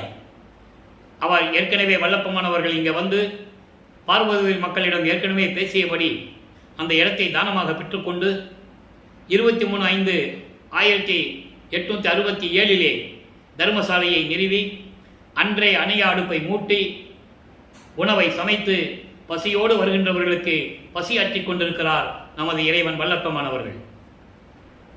அதன் பிறகு அங்கே ஜீவகாருண்ய ஒழுக்கம் உருவாகிறது. ஜீவகாருண்ய ஒழுக்கம் என்ன என்பதை 7 பிரிவுகளிலே நமக்கு அருளியிருக்கிறார்கள். பசி, பிணி, தாகம், இச்சை, எளிமை, பயம், கொலை. இதை பசியும் கொலையும் பரஜீவகாருண்யம், மீதியெல்லாம் அவரஜீவகாருண்யம். ஜீவகாருண்யமே கடவுளுடைய வழிபாடு, மோட்ச வீட்டின் திறவுகளை என்றால் கூறியிருப்பார். அதனுடைய விளக்கங்களை எல்லாம் நாம் பின்னாலே பார்க்க போகிறோம். தர்மசாலையை விட்டு நீங்கும் போது, அதாவது மேட்டுக்குப்பத்துக்கு போகும்போது இந்த ஜீவகாருண்ய ஒழுக்கம் உங்களுக்கு கண்டிப்பாக விளக்கம் கிடைக்கும். அதை அப்புறம் பார்த்துக்கலாம். அப்போ இந்த நிலையில் இருக்கும்போது உத்தரஞான சிதம்பரமாலை உருவாகிறது. அதனுடைய விளக்கங்களை எல்லாம் பார்த்து விட்டோம். அதில் தான் சூட்சமாக சொல்லுவார், இங்கே சத்தியஞான சபை வரப்போகிறது என்பதையும், இங்கே சுத்த சன்மார்க்கம் எப்படியெல்லாம் விளங்கும் என்பதையும் அந்த பாடல்களிலே 10 பாடல்களிலே கூறியிருப்பார். தன் மகனுக்கு அருப்பஞானவர் கட்டளையிட்டிருப்பார். சுத்த சன்மார்க்கத்தை சேர்ந்தவர்களும் வருவார்கள், மற்ற சமயங்களையும் மதங்களையும் மார்க்கங்களையும் சேர்ந்தவர்களும் வருவார்கள். நீ அவர்களை நேர்கண்டு உவக்க, ஒத்தாரையும் இழிந்தாரையும் நேர்கண்டு உவக்க என்று கூறுவார். நீ யார் யார் சுத்த சன்மார்க்கத்தில் இருக்காங்கன்னு சொல்லிட்டு தான் நீ அருளை கொடுக்கணும். அவங்க என்னென்ன வேண்டுறாங்களோ எல்லாத்தையும் கொடுக்கணும். மீதி பேர்களை பக்கத்தில் வச்சுக்கோ. அவங்களுக்கு பரிகாரம் தான் கொடுக்க முடியுமே தவிர அவங்க எப்போ திரிந்து சுத்த சன்மார்க்கத்துக்கு வர்றாங்களோ அப்போ தான் முழுமையான அருளை கொடுக்க முடியும் என்று தன் மகனிடம் கூறுவார். அந்த நிலைகளை எல்லாம் நாம் பார்த்து விட்டோம். அதன் பிறகு 1861ஆம் ஆண்டு ஆறுமுக நாவலார் என்ற ஒரு புலவருடைய தலைமையிலே நீதிமன்றத்திலே வழக்கு பதிவு செய்கிறார்கள். திருவற்பா என்ற ஒரு நூலை அங்கே வடலூரிலே தங்கியிருக்கின்ற ராமலிங்கம் என்ற ஒருவர் எந்த இலக்கியமும் படிக்காமல், இலக்கணமும் படிக்காமல், புலவர் பட்டம் பெறாமல், இலக்கண இலக்கிய பிழைகளோடு சமயங்களையும் மதங்களையும் மார்க்கங்களையும் ஜாதிகளையும் சாடிக்கொண்டு அவற்றின் மேல் வெறுப்பு வைத்துக்கொண்டு பாடல்களை இயற்றிக் கொண்டிருக்கிறார். அந்த பாடல்களை மறுப்பா என்று அறிவிக்க வேண்டும். ஏனென்றால் தேவாரம், திருவாசகம் போன்ற 12 முறைகள் தான், 12 திருமுறைகள் தான் திருமுறைகள் என்று சொல்லுவதற்கு தகுதி உள்ளது, மற்ற எதற்குமே தகுதி இல்லை என்ற முறையில் அவர் வழக்கு பதிவு செய்கிறார். விசாரணைக்கு வருகிறது. எல்லாருமே கூடியிருக்கிறார்கள். இங்கே இருக்கிறவங்க என்ன சொன்னாங்கன்னா, இவர் போனார், எல்லாம் எந்திரிச்சு நின்னார், கேஸு தள்ளுபடி ஆச்சு, வழக்கு தள்ளுபடி ஆச்சுன்னு சொல்லுவாங்க. அது உண்மை அல்ல. எந்த வழக்கும் விசாரணை இல்லாமல் தள்ளுபடி ஆகாது. அதை பல பேர் புத்தகங்கள் எழுதியிருக்கிறார்கள். நீங்கள் வாங்கி கூட படிச்சுக்கலாம். அப்போது எல்லாரும் சந்தோஷமாக இருக்கிறாங்க. ராமலிங்கம் வரல, அதனால் கேஸு வழக்கு நம்ம பக்கம்தான் தீர்ப்பாகணும்னு சொல்லி சந்தோஷமாக இருக்கிறாங்க. அங்கே உயர்நீதிமன்ற காவலாளி, அங்கே ஊழியர் 3 முறை பெயரிட்டு கூப்பிடுகிறார். ராமலிங்க பிள்ளை, ராமலிங்க பிள்ளை, ராமலிங்க பிள்ளை என்று. ஏற்கனவே அது வழக்கமாக கூப்பிடுறது தான். கூப்பிடுகிறார். இவர் உடனே அங்கே எழுந்தருளுகிறார். நல்லா புரிஞ்சுக்கணும். அப்போ அந்த நிலையில் அவர் எல்லா அருளையும் பெற்றவர், ஒரு நொடியில் அண்டங்களை கடந்து செல்லக்கூடியவர், ஒரே உருவத்திலே பல இடங்களில் இருக்கக்கூடியவர், இறைவனுக்கு சமமானவர், இறைவனுடைய மகன் இல்லையா? அப்போ அந்த நிலையில் இருக்கும்போது உடனே எழுந்தருள்கிறார். அப்பயாவது அவருடைய அருள் தன்மையை அவங்க புரிஞ்சிருக்கணும். நல்லா புரிஞ்சிருக்கு அவங்களுக்கு நான் சொல்றது. அப்போதான் அவங்க தெரிஞ்சிருக்கணும், என்ன இப்போ இல்லாத ஆள், இது வரைக்கும் வராதாலும் திடீர்னு வந்து நிற்கிறாரே, எப்படி வந்திருப்பாரு? கொஞ்சமாக சிந்திச்சு பார்க்கணும் இல்லையா? அப்போ நீதிபதிக்கு காட்சி கொடுக்கிறார் நமது இறைவன் பிள்ளை பெருமானவர்கள். நீதிபதி உணர்ந்து கொண்டார். திருவருட்பாவை மறுப்பா என்று அறிவிக்க முடியாது. அவ்வளவு விசாரித்ததில் திருவருட்பா இறைவனால் அருளப்பட்டது என்று ராமலிங்க பிள்ளை அவர்கள் கூறியிருக்கிறார்கள். அதனால் இதை மறுப்பா என்று அறிவிக்க முடியாது என்று தீர்ப்பு கூறுகிறார். அதை பெற்றுக்கொண்டு தர்மசாலையிலே உறைவிடமாக கொண்டிருக்கும் பொழுது இங்கே நடராஜபதி மாலையும் சர்க்குரி மணி மாலையிலும் எப்படி இறைவனை பற்றி சொல்லுகிறார் என்பதை நாம் பார்க்க போகிறோம். ஏனென்றால் இது உலக மக்களுக்கு சொல்ல வேண்டும் என்ற கடமையில்தான் அவரும் இந்த பாடல்களை எல்லாம் நமக்கு அருளியிருக்கிறார்கள். காரணம், சமயங்களிலும் மதங்களிலும் மார்க்கங்களிலும் இருந்த காலகட்டங்களில் சிவபெருமானை வழிபட்டு கொண்டிருக்கும் போது எப்படி அவரை உருவகப்படுத்தினார், எப்படி அவரை வேண்டி அருளை வேண்டுவதற்காக எப்படியெல்லாம் பாடினார் என்பதையெல்லாம் நாம் 4 திருமுறைகளிலே பார்த்து விட்டோம். இப்போ அருட்பெருஞ்சாண்டவர் ஒரு தனி கடவுள், தனி மார்க்கத்தை சேர்ந்தவர். இந்த சுத்த சன்மார்க்கம் எதையும் சாராதது. முக்கிய தடைகளாகிய சமயங்களும் மதங்களும் மார்க்கங்களும் சுத்த சன்மார்க்கத்திற்கு முக்கிய தடைகள் என்பதையெல்லாம் எப்படி கூறுகிறார் என்பதை இப்போ நம்ம பார்க்க போகிறோம். ஒரு பிரம்மன் அண்டங்கள் அடிமுடி பெருமையே உண்ண முடியாத அவற்றின் 1000 கோடி மால் அண்டம், அரண் அண்டம், உற்ற கோடி கோடியே திகழொரு பல கோடி ஈசன் அண்டம். ஈசன் என்பது சிவபெருமான் அல்ல, மகேஸ்வரன், பதத்தலைவன். நல்லா புரிஞ்சுக்கணும். இந்த ஈஸ்வர தத்துவத்தை உடையவன், சிவ தத்துவத்தை உடையவன் மகேஸ்வரன். மகேஸ்வரனுடைய அண்டம் சதாசிவம் அண்டம் என் நிறைந்த திகழ்கின்ற மற்ற பெரும் சக்தி சத்தர்கள் சீரண்டம் என் புகழுவே. இந்த பிரபஞ்சத்துக்கு அத்தனை அண்டங்களும் சொல்றார். பிரம்மனுடைய அண்டங்கள், திருமாலுடைய அண்டங்கள், ருத்திரன் அவனை தான் அரண் சொல்றார். ருத்திரனுடைய அண்டங்கள், சதாசிவம், மகேஸ்வரன் அதான் ஈசமண்டம் சொல்றார். இவருடைய அண்டங்களும் அதுவும் இல்லாம அளவு கடந்த மற்ற அண்டங்கள் இருக்கின்றன. சத்தர்கள் கூடிய அண்டங்கள் எல்லாவற்றையும் இவ்வளவு அண்டங்கள் இருப்பதை பற்றி நான் எப்படி சொல்லுவது? ஏன் சொல்றாரு? இத்தனை அண்டங்களையும் ஆளக்கூடிய இறைவன் அருட்பெருஞ்சோதி என்று கூறுவார். அடுத்த வரியில் சொல்லுவார். அதையும் சொல்றாரு, அடிமுடி பெருமையே உண்ண முடியாத அண்டங்கள். இந்த பிரம்மனும் திருமாலும் இறைவனுடைய அடிய முடியை பார்க்க முடியவில்லை. தெளிவாக அத்தனை பாடல்களிலே நமக்கு அருளியிருக்கிறார்கள். அந்த விளக்கத்தை எல்லாம் நான் ஏற்கனவே 4 வருடங்களாக உங்களுக்கு விளக்கிக் கொண்டிருக்கிறேன். அந்தந்த காலகட்டங்களில் அந்த பாடல்கள் வரும்போது இந்த விளக்கங்கள் நான் கூறிக்கொண்டிருக்கிறேன்.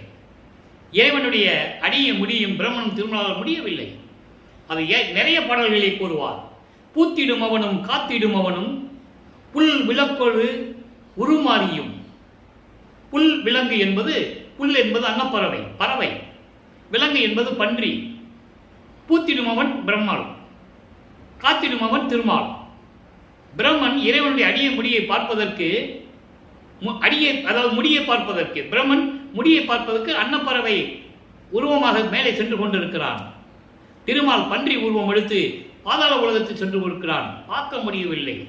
புல் விலங்கு உருக்கோடு நேனியும் இப்படி உருமாறியும் கண்டறியாத பூம்பாதங்கள் என்று கூறுவார். நிறைய பாடல்கள் உண்டு, எல்லாம் சொல்லியாச்சு. அப்போ இந்த நிலையில் இருக்கின்றவர்களும் இறைவனுடைய அடிய முடிய பார்க்கின்றார்களும் அவர்களை பற்றி நான் என்ன சொல்லுவது? உருவுறும் இவ்வண்டங்கள் அத்தனையும் அருள்வெளியில் ஒரு சிறு அணுக்களாக, இவ்வளவு அண்டங்களும் இவருடைய சுத்த செவிஞான வெளியில் சிறு அணுக்களாக இருந்து கொண்டிருக்கின்றன. சிறு அணுக்களாக ஊட செய்ய அவ்வெளியில், ஊட செய்ய என்பது இப்படி அணுக்களாக மாறி அந்த சுத்த சிவஞான வெளியிலே விளங்கி கொண்டிருக்கிறது. ஊட செய்ய அப்படியெல்லாம் விளங்கி கொண்டிருக்கின்ற அத்தனை அண்டங்களுக்கும் நடு நின்று நடனமிடும் ஒரு பெருங்கருணை அரசே, அப்படி திருவிளையாடல் செய்து கொண்டிருக்கின்ற அருட்பெருஞ்சோதி ஆண்டவரே, என் அரசனே சொல்லிட்டு சொல்லுவாரே, மருவி என்னை ஆட்கொண்டு மகனாக்கி. அண்டர்லைன். இறைவனை சொல்லிட்டாரு. சுத்த சன்மார்க்கத்தில் இறைவன் எப்படி இருக்கிறாரு சொல்லிட்டாரா? அதுக்கப்புறம் இவருடைய எப்படி அருளை பெற்றார் என்பதை சொல்லுகிறார். மருவி என்னை ஆட்கொண்டு மகனாக்கி. எப்போ?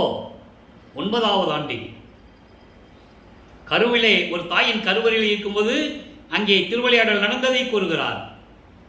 5 மாத குழந்தையாக இருக்கும்போது தில்லையிலே சிவரகசியத்தை காட்டியதை கூறுகிறார். அதான் சிதம்பர ரகசியம் காட்டுகிறார். அதன் பிறகு இறைவன் ஆட்கொண்டு மகன் என்று எப்ப சொன்னார்? 9வது ஆண்டிலே. ஆரோடு 3வது ஆண்டிலே ஆட்கொண்டு அருள் கடலே என்று கூறுவார். ஆரோடு 3வது ஆண்டிலே ஆட்கொண்டு எனக்கு கருணை அளித்த இறைவனே என்று கூறுவார். அதான் இங்க சொல்றாரு. என்னிடம் வந்து என் முன் எதிரே தோன்றி என்னை மகனாக்கி ஆட்கொண்டாய். மகனாக்கி ஆட்கொண்டு அழியா வரம் தந்த மெய்த்தந்தையே, அழியா வரம் தந்த மெய்த்தந்தையே. இந்த அழியா வரம் எப்போ கொடுத்தது? 33வது ஆண்டில். 9வது ஆண்டில் ஆட்கொண்டு 33வது ஆண்டில் அழியா வரம் கொடுத்தாயே, மரணமில்லா பெருவாழ்வு. மரணமில்லா பெருவாழ்வு எப்படி வந்துச்சு? சுத்த சன்மார்க்கத்தை பெற்றதனால். சுத்த சன்மார்க்கத்தை பெற்றேன், பெரிய சிவ அனுபவத்தால் சுத்த சன்மார்க்கத்தை பெற்றேன், அதனால் இரவாமை உற்றேன் காண்தோடி. அனுபவமாலையில் சொல்லுவார் 95வது பாட்டில் கடைசி வரியாக தான் வரும். அதெல்லாம் நம்ம பின்னால் பார்க்க போகிறோம், விளக்கத்தை பார்க்க போகிறோம் அனுபவமாலையில். இப்போ அதை நீங்கள் மனசில் வச்சுக்கங்க. அப்போ 33வது ஆண்டில் அழியாவரம் தந்த என் தந்தையே, மணிமன்றி நடு நின்ற ஒரு தெய்வமே, எல்லாம் வல்ல நடராஜ பதியே. நான் ஏற்கனவே கூறியிருக்கேன், நடராஜன் சொன்னோன்னே உங்கள் மனசெல்லாம் சிதம்பரத்துக்கு போயிடக்கூடாது. ஏன்னா காலங்காலமாக அதையே நினைச்சிட்டு இருக்காங்க. நடராஜன், சிவபெருமான், சொக்கநாதன், மகாலிங்கம், இவங்கெல்லாம் ஒரு குரூப், ஒரே ஆளுதான், பல பெயர்கள் இருந்துகிட்டு இருந்தாங்க. சைவ சமயத்தின் தலைவன் சிவபெருமான், அருட்பெருஞ்சோதி ஆண்டவர், இந்த பிரபஞ்சத்தில் ஆதியும் அனாதியாக தோன்றிய இறைவன், சுயமாக தோன்றிய இறைவன், சுத்த சன்மார்க்கத்தின் தலைவன் என்பதை நீங்கள் புரிந்து கொள்ள வேண்டும். இப்போ சொல்லிட்டாரா? இப்போ சர்க்குரிமணி மாலையில் என்ன சொல்றாரு? 18வது பாட்டு. ஒவ்வொரு பாட்டுக்கும் ஒரு கனெக்டிவிட்டி உண்டு அன்பர்களே, தொடர்பு உண்டு. இப்போ இதில் என்ன சொல்றாரு பாருங்க. அங்கே என்ன சொல்லிட்டாரு?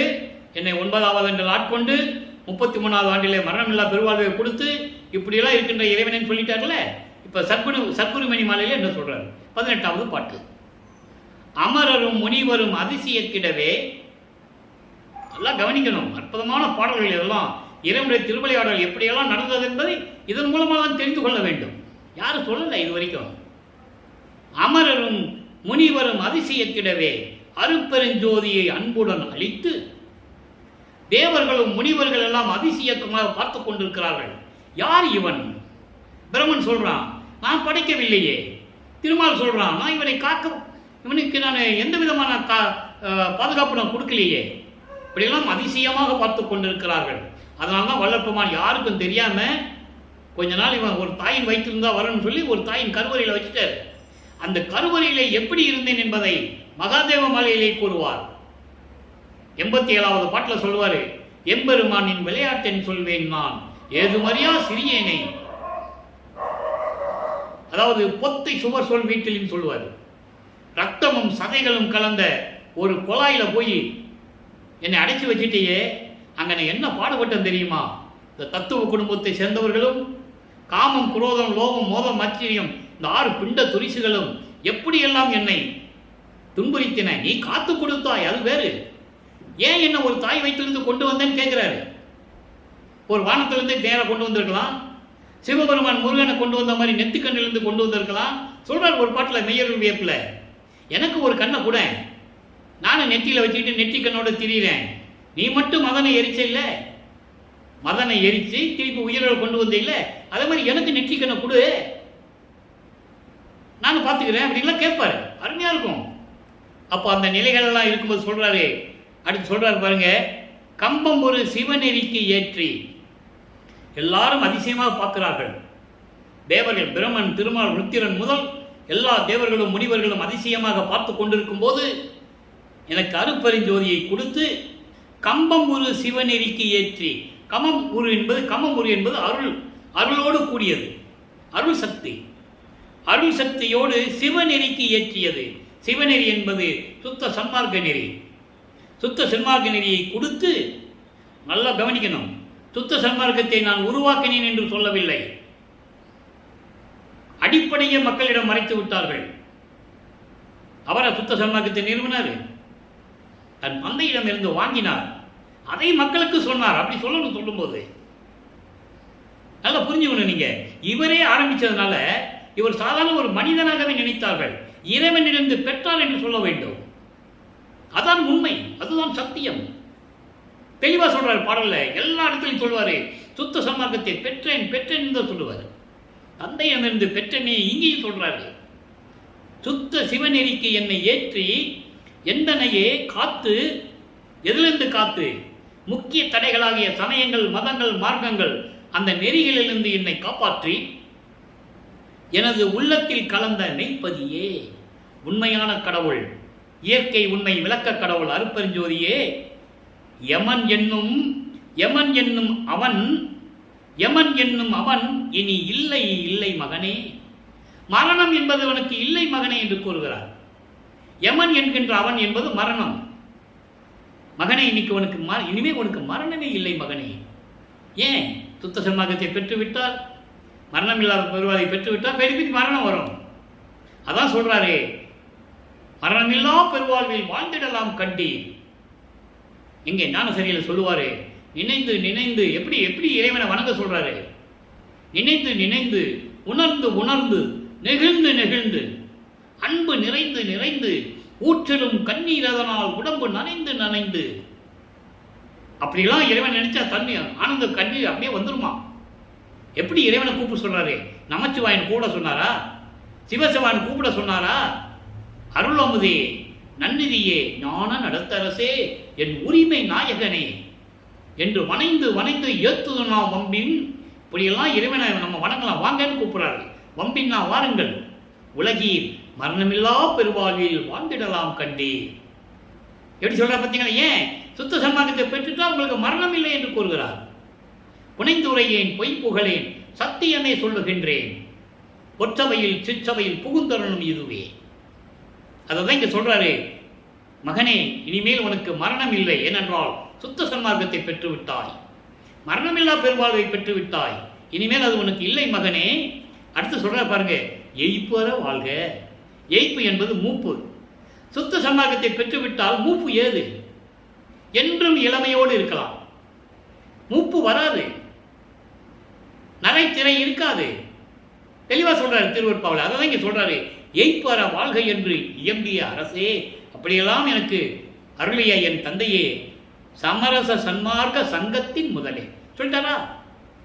சமரச சன்மார்க்க சங்கத்தின் முதல் அசல் தலைவன். அந்த முதல் யாரு? அருப்பெருஞ்சோதியே, தனி நடராஜ சத்குரிமணியே. தனி நடராஜன் சொல்லிட்டாரா? அதனால தயவு செஞ்சு அன்பர்களே, நடராஜன் வேறு, அருப்பெருஞ்சோதி வேறு. அதுக்கான விளக்கங்கள் நான் நிறைய என்னுடைய பதிவில் நான் கொடுத்துருக்கேன். நடராஜன் கிட்ட போய் இங்கே நீங்கள் சிதம்பரத்தில் போய் அங்கே அருப்பெருஞ்சோதிலாம் சொல்ல முடியாது, மகாமந்திரம் சொல்ல முடியாது. அதேமாதிரி அங்கே நடராஜ கோயில் இருக்கிறவங்கலாம் தீட்சிதர்கள்லாம் வடலூருக்கு வரமாட்டாங்க. அவங்க சபதம் ஏற்றிருக்கான், என் உயிரே போனாலும் சரி நான் வடலூருக்கு வரமாட்டேன் என்று சபதம் ஏற்றிருக்காங்க. அவன் பிறக்கும் போதே, தீட்சிதர் குடும்பத்தில் ஒரு ஆள் பிறக்கும் போதே சொல்லிடுவாங்க, சபதம் ஏற்றுக்கொண்டிருக்கிறார்கள். எந்த தீட்சிதரும் வடலூருக்கு வந்ததில்லை. ஆனால் நம்மால் என்ன பண்ணுவாங்க, நம்மள்கிட்ட சொல்லி வச்சுட்டாங்க ஆரம்பத்திலே, நீ சிதம்பரத்துக்கு போயிட்டு வந்துரு, சிதம்பரத்துக்கு போயிட்டு வந்துரு, சிதம்பரத்துக்கு போயிட்டு வந்துரு, இப்படியே சொல்லி சொல்லி அவர் மனதிலே ஆழமாக பதித்து விட்டார்கள். நீங்கள் சிதம்பரம் போங்க, சமயங்களையும் மதங்களையும் மார்க்கங்களையும் சார்ந்திருந்து அங்கே போங்க. நீ சுத்த சன்மார்க்கத்துக்கு வந்த பிறகு அங்கெல்லாம் போகக்கூடாது. தெளிவாக சொல்கிறார். அதனுடைய விளக்கங்களை எல்லாம் நம்ம ஏற்கனவே கொடுத்துருக்கிறோம், யாரும் மறக்க முடியாது. அவர் சொல்கிறாரு, உன்னுடைய சுதந்திரம், நீ சமயங்களையும் மதங்களையும் மார்க்கங்களையும் இருந்தனா நீ சிதம்பரத்துக்கு போ, அங்கே போய் நீ என்ன வேணாலும் சொல்லிக்கலாம். ஆனால் சுத்த சன்மார்க்கத்துக்கு வந்த பிறகு வடலூருக்கு வந்தால் நீ அருட்பெருஞ்சோதி தான் சொல்லணும். அதனுடைய அடையாளமாகிய சைவ சமயத்தின் அடையாளமாகி திருநீர் பூசக்கூடாது. அவங்க அப்பாவே சொல்லுவார் மகன்கிட்ட, அதான் நம்ம பிரசாத மாலையில் பெண்டிங் வச்சுருக்கோம், அது பின்னால் தான் வரும், அதுக்கு நேரம் இன்னும் வரணும், அதுக்காக அந்த பெண்டிங் நிலுவையில் வச்சுருக்கோம். இவரும் போய் திருநீர் எல்லாம் கொடுத்துட்டு வருவார் சிவபெருமானு ஒரு அடியார் வேடத்தில். இவரும் போய் கை நீட்டுவார். அவர் சிரிப்பார், வேண்டாம் மகனே, இது வரைக்கும் நான் உனக்கு கொடுத்தது போதாதா? உன்னுடைய உடம்பே திருநூறு உடம்பு, உன்னுடைய உடம்பே திருநூறு மனம் வீசும் என்று சொல்லுவார். திருநூறு மனம் வீசுகின்ற உடம்பு பிரபல தேகம். அந்த விளக்கத்தை நம்ம பார்க்க போகிறோம், அது வரைக்கும் இருக்கட்டும். அப்போ இந்த நிலையில் இருக்கும்போது இப்படியெல்லாம் சொல்லிட்டாரு. இப்போ தனித்திரளங்களில் 100வது பாடல். இப்போ எல்லாம் பார்த்ததுக்கெல்லாம் இந்த 100வது பாடலில் விளக்கம் இருக்கு பாருங்க. கரும்பசைக்கும் மொழி சீரியார் கல் மனத்தில் பயின்று பயின்று இரும்பசைக்கும் மனம் பெற்றேன், யானோ இவ்வேலைகள் தம் அரும்பசிக்கு மருந்தளிப்பேன், அந்தோ இங்கு என்னாலே துரும்பசைக்க முடியாதே ஜோதி நடப்பெருமானே. இந்த பாடல் எங்க வச்சு சொல்றாரு? கருங்குழியில் வச்சு சொல்றாரு. இது எப்படி உனக்கு தெரியுங்களா நீங்க கேட்க முடியாது. இறைவன் கொடுத்த வழக்கம் அப்படிதான். என்ன சொல்றாரு? அதாவது நான் சமயங்களிலும் மதங்களிலும் மார்க்கங்களில் இருந்த போது கல் மனம் கொண்ட அறியாமை நெறியில் இருந்து கொண்டு அவர்களோடு சேர்ந்து கொண்டு இந்த கல் மனதில் அவங்க சொன்னதெல்லாம் கேட்டு கேட்டு பயின்று பயின்று கேட்டு கேட்டு இரும்பு போன்ற மனம் பெற்றேன். கரும்பசைக்கும் இரும்பசைக்கும் இரும்பசைக்கும் இரும்பசைக்கும் மனம் பெற்றேன். இரும்பு போன்ற என் மனம் கல்லாகிவிட்டது. நான் அந்த நிலையில் இருந்த போது நானா ஏழைகளுக்கு சோறு போட முடியும் கேட்கிறார். நானா ஏழைகளுக்கு சோறு போட முடியும், ஞானோ இவ்வேலைகள் தான் அரும்பசிக்கு மருந்தளிப்பேன். நான் எப்படி அவங்கள பசியை தீர்ப்பேன்? ஐயோ, இந்த பூலோகத்தில் இங்குன்னு சொல்றாரு, இந்த பூலோகத்தில் என்னால் துரும்ப அசைக்க கூட முடியாதே, நீ விரைவில் வந்து எனக்கு என்னன்னு சொல்லு அப்படின்னு சொன்ன பிறகுதான் இங்க தர்மசாலையை உருவாக்க வேண்டும் என்ற ஒரு பதிவு. அங்கே தந்தையும் மகனும் உரையாடுகிறார்கள். நல்லா புரிஞ்சுக்கணும். ஏன்னா ஜீவகாரணி ஒழுக்கம் உருவாகணும், பிரபஞ்சத்துக்கு தெரியப்படுத்தணும். அதாவது பசிக்கு அன்னதானம் பண்றது வேற, ஜீவகாரணி ஒழுக்கம் என்பது வேற. அப்போ ஜீவகாரணி ஒழுக்கம் செய்யும் போது சுத்த சன்மார்க்கத்தில் இருக்கணும். அப்பதான் இந்த பூட்டுல போய் இந்த சாவியை வச்சு திறக்க முடியும் பூட்டை, இல்லைன்னா கள்ள சாவி ஆயிடும். அது மக்களுக்கு தெரியப்படுத்தணும். சுத்த சன்மார்க்கத்தில் இருந்து கொண்டு நீ கடவுள் வழிபாடு செய்து தேவதானம் செய்தால் நீ மோட்ச வீட்டுக்கு நேரடியாக போயிடலாம், இறைவனுடைய திருவடிக்கு நேராக போயிடலாம். அதில் எந்த விதமான சந்தேகம் இல்லை. இது சத்தியம், திருவற்பாவில் கண்ட உண்மை. அப்போ அந்த நிலையில் கேட்கிறாரு, நானா பசிக்கு நான் சோறு போட முடியும்? ஐயோ, மக்கள் எல்லாம் பசியோடு இருந்து கொண்டிருக்கிறார்களே, அந்த பசிப்பினியை எப்படி தீர்ப்பது என்று தந்தையிடம் கூறும்போது, மகனே கவலைப்படாதே, நாம் வடலூரிலே பார்வதி உருவத்திலே ஒரு தர்மசாலையை அமைப்போம் என்று கூறுகிறார். அவர் இதுதான் தர்மசாலை உருவானது. நல்லா புரிஞ்சுக்கணும். அடுத்து மெய்யர்கள் வியப்பில் 100வது பாடல். இந்த 100வது பாடலில் என்ன சொல்றாரு? அங்கே தர்மசாலை அமைக்கணும்னு சொல்லிட்டாரா? நான் எப்படி பசி காக்கட்ட போறேன்னு எனக்கு தெரியலன்னு சொல்லும்போது, நான் இருக்கிறேன் மகனே அப்படி சொல்லி தர்மசாலை அமைச்சாச்சு. இப்போ மெய்யர்கள் வியப்பில் 100வது பாடல் நல்லா கவனிக்கணும், நேரம் போய்கொண்டிருக்கிறது. சுத்த சிவ சன்மார்க்கம் நீதி ஜோதி போற்றியே, சமரச சுத்த சன்மார்க்கத்தின் நீதி ஜோதி இறைவா போற்றியே, சுக வாழ்வு அளித்த சிற்றம்பலத்து ஜோதி போற்றியே, எனக்கு பேரின்ப வாழ்வமான மரணமில்லா பெருவாழ்வை கொடுத்த சிற்றம்பலத்தில் இருக்கின்ற அருப்பெருஞ்சோதி போற்றியே. இறைவன் என்று பெற்றதை சொல்லுகிறார். சுத்த சுடர் பொற்சபையில் ஆடும் ஜோதி போற்றியே, சுத்த சுடர் பொற்சபையில் எப்படி சுத்த சன்மார்க்க நெறி கொண்ட சுத்த சன்மார்க்க நெறி கொண்ட கனக சபை, பொற்சபை, அந்த சபையிலே திருவிளையாடல் செய்து கொண்டிருக்கின்ற என் இறைவனே, ஜோதி முழுவதும் விளங்கும் ஜோதியே, இந்த பிரபஞ்சம் முழுவதும் சுடர் விட்டு கொண்டு ஜோதியாக விளங்கிக் கொண்டிருக்கின்ற அருப்பெருஞ்சோதி ஆண்டவரே என்று கூறுகிறார்.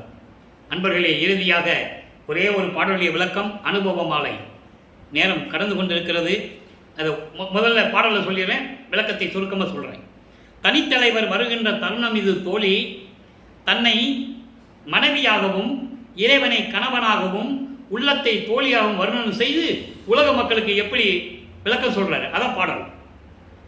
தனிக்க என்னை விடு, நீயும் தனித்து ஒரு பால் இருத்தி, இனித்த சுவைத்திரள் கலந்த திருவார்த்தை நீயும் இன்புற கேட்டு உள்ளம் கழிப்பாய், இது சாலும் நினைக்கே. தோழி என்ன சொல்றார், தோழியே என்னை கொஞ்சம் தனியா இருக்க விடு, என் கணவர் வருகிறார். எப்போ? தர்மசாலைக்கு இறைவன் வருவதை சொல்லுகிறார் உலக மக்களிடம். என் கணவர் வரார், இப்போ நீ என்னை தனியா விட்டு, நீ என்ன பண்ற, வெளியே போய் தனியா இரு, என்னால் மனம் அலைபாயக்கூடாது, மனதை ஒரு நிலைப்படுத்த வேண்டும் என்று கூறுகிறார். நீ தனியா இரு, அங்கே இருந்துவிட்டு என்னுடைய இறைவன், என் கணவன் அருப்பெருஞ்சோதி ஆண்டவர் சொல்லுகின்ற அருள் வாக்கு இருக்குதே, அதை கேட்டுட்டு நீ சந்தோஷமா இரு, அது போதும் உனக்கு, இது சாலும் நினைக்கே, அது போதும் உனக்கு. அடுத்து சொல்ற பாருங்க, மனிதர்களோ வானவர்களோ மலர் அயனோ மாலோ மற்றையரோ என் புகழுவேன், மகேஸ்வரர் ஆதியரும் தனித்த ஒரு வார்த்தை கேட்பதற்கு கோடி தவம் செய்து நிற்கின்றார், நவம் செய்த நிலத்தே. இந்த பிரம்மன், திருமால், ருத்திரன், முனிவர்கள், ரிஷிகள் எல்லாருமே என்னுடைய இறைவனின் திருவாக்கை, அவருடைய பேசுவதை, அருள்வாக்கை கேட்பதற்காக விண்ணுலகத்திலிருந்து பூலோகத்திற்கு வந்து தவம் செய்து கொண்டிருக்கிறார்கள். நவம் செய்த நிலத்தே. இறைவன் வருவதனால் இந்த பூலோகம் புண்ணியமானது, புதுமை வாய்ந்து விட்டது, அற்புதங்கள் நிகழ்ந்து கொண்டிருக்கிறது. ஆகையினால் எல்லாருமே இங்கே வந்து தவம் செய்து கொண்டிருக்கிறார்கள், எனது இறைவன் அருப்பெருஞ்சோதி ஆண்டவருடைய அருள்வாக்கை பெறுவதற்காக. எவ்வளவு அருமையாக சொல்றார் அந்த அனுபவத்தை. அனுபவ மலையிலே கூறுகிறார், மனிதர்களோ வானவர்களோ பிரம்மனோ, மலரையும் சொல்றார் பிரம்மனை, மாலோ திருமாலோ மற்றவர்களோ யாராக இருந்தாலும் சரி, மகேஸ்வரன், சதாசிவம் யாராக இருந்தாலும் சரி, என்னுடைய இறைவனுடைய வார்த்தையை கேட்பதற்காக, ஒரு வார்த்தை கேட்பதற்கு கோடி தவம் செய்து நிற்கின்றார் இந்த பூலோகத்தில். அவன் விண்ணுலகத்தை மறந்துட்டான். பூலோகத்தில் வந்து எப்படியாவது என்னுடைய அருள்வாக்கை பெற வேண்டும் என்பதற்காக தவம் செய்து மாதவம், கோடி தவம் என்பது மாதவம். நல்லா புரிஞ்சுக்கணும். சில இடங்களில் கோடி என்று சொல்லுவார், பல வகையானது என்று சொல்லுவார். அந்தங்கள் 6 கோடி வகை என்று சொல்லுவார். அந்த இடத்துல நம்ம கோடி என்பது ஒரு வகையாக எடுத்துக்கணும். 6 வகை, அந்தங்கள் 6 வகை. அங்கே சொல்லும்போது 6 வகையான 6 வகை கோடி வகையான 6 கோடி வகையான அந்தங்கள் என்று சொல்லுவார். அப்போ அங்கே வகை வகையான எடுத்துக்கணும். இங்கே கோடி என்பது மாதவம் செய்கிறார்கள், இறைவனுடைய அருளை பெறுவதற்காக மாதவம் செய்கிறார்கள் பூலோகத்திலே என்று கூறுகிறார். எனவே அன்பர்களே, என்னுடைய பதிவை பார்த்து இறைவனுடைய திருவிளையாடல் எப்படியெல்லாம் நடந்தது என்பதை நீங்கள் கண்டு களித்திருப்பீர்கள் என்று நான் நம்புகிறேன். நீங்களும் சுத்த சன்மார்க்கத்தில் இணைந்து அருப்பெருஞ்சோதி அருப்பெருஞ்சோதி தனிப்பெருங்கனை அருப்பெருஞ்சோதிய மகாமந்திரம் சொல்லி கொலையும் புலையும் தவிர்த்து மாமிசம் உண்ணுவதை நிறுத்திவிட்டு, உயிர்களை கொலை செய்வதை நிறுத்திவிட்டு, சைவ நெறியில் இருந்து கொண்டு இறைவனை வணங்கி இறைவனுடைய அருளையும் செல்வங்களையெல்லாம் பெற்று இந்த வையகத்தில் நீங்கள் வாழ்வாங்க வாழ வேண்டும் என்று வாழ்த்தி, இந்த வள்ளலார் ஊழியன் இறைவனுடைய தயவோடையும் கருணையோடையும் வாழ்த்தி இந்த வள்ளலார் ஊழியன் விடைபெறுகிறேன். மீண்டும் நாளை சந்திப்போம். நன்றி, வணக்கம். அருப்பெருஞ்சோதி அருப்பெருஞ்சோதி தனிப்பெருங்கருணை அருப்பெருஞ்சோதி. நாளையும் இறைவனுடைய திருவிளையாடல் தொடரும். கண்டு மகிழ்ந்து இறைவனுடைய அருளை பெற்றுக்கொள்ளும்.